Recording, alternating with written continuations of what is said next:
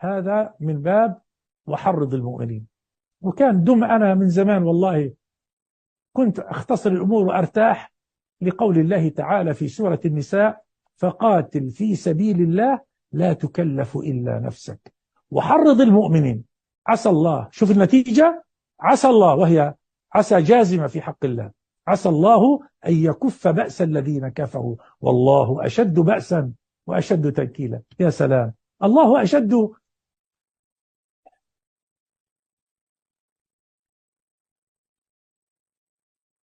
الله أشد بأسا وأشد تنكيلا.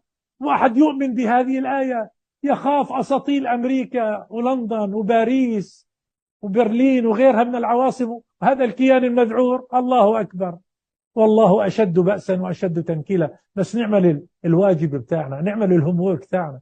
فإذا علم الله صدقنا فعلم ما في